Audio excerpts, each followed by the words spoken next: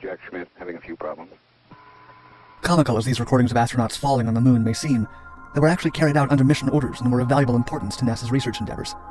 During Apollo 15, astronauts were conducting experiments on metabolic rates across various types of lunar terrain, and during Apollo 16, the falls took place while testing differences in locomotion on the moon and Earth.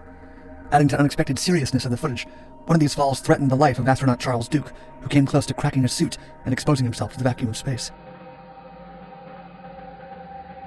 Why astronauts fall?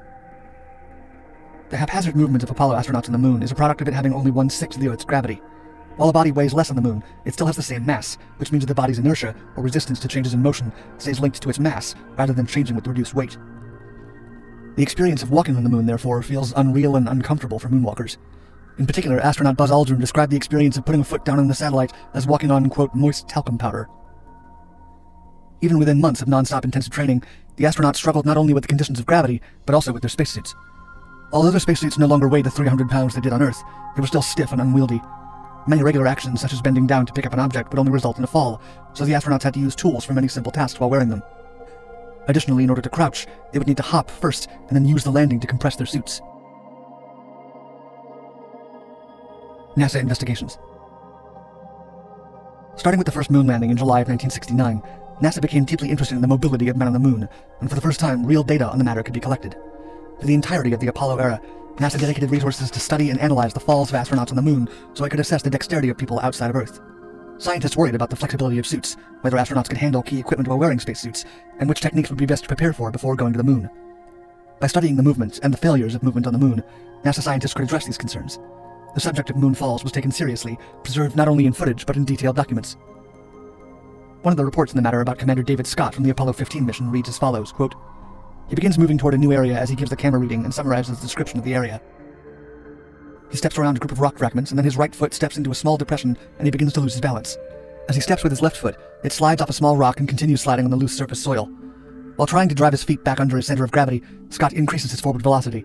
He then falls forward with both hands extended to break the fall. Landing on his left side, he rolls counterclockwise and on his back, and is then out of view of the TV camera." The reports for the Apollo 16 mission were even more detailed, including analysis of why the fall happened, how it did, and how the astronaut returned to his feet. An aspect that scientists focused on was how mobility and energy would change with different movements. One of their findings was that skipping and walking, while requiring vastly different amounts of energy on Earth, required the same amount as each other on the moon.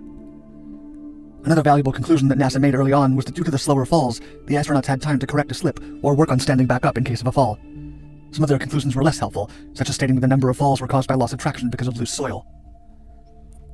One of the astronauts written about in these reports was Charles Duke, who was trying to lift a pair of dropped tongs when he stepped on them instead and lost his balance trying to pick them up.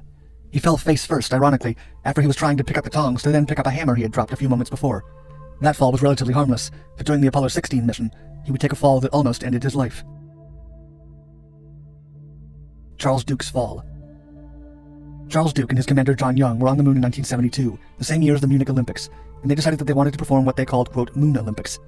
Thanks to low lunar gravity when compared to Earth, they hoped to achieve or best athletic Earth records during the last minutes of a spacewalk. This seemingly innocent decision put Duke at risk, who was only 36 years old at the time, the youngest person that had walked on the moon. They began by trying to take the highest jumps possible. Duke launched himself 4 feet above the lunar surface, an accomplishment he could have been proud of, except for the fact that he decided to straighten his body while in the air. His spacesuit weighed 50 pounds on the moon, far less than the 300 on Earth, but still significantly heavy.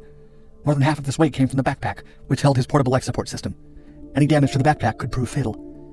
This heavy weight completely changed his balance and pulled him down, with the backpack headed to take the crash of landing on the ground directly. As Duke himself has stated, quote, "The backpack weighed as much as I did, so I went over backwards. It's a fiberglass shell, and it contained all your life support systems. If it broke, I was dead." The astronaut has expressed that he felt extreme distress as soon as he realized the implications of landing with all his weight on the backpack. Thankfully, as NASA studies had recorded, falling on the moon is slow and gives the astronaut time to react before crashing.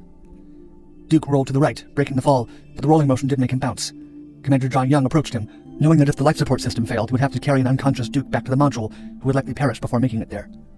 About the moment, Duke recalled in an interview, quote, "My heart was pounding. John Young, my commander, came over and looked down and says, 'That wasn't very smart, Charlie.' And I said, 'Help me up, John.' And I got real quiet." After standing up with assistance, he made sure that everything was in order and still working. He had endured the fall without damaging his spacesuit.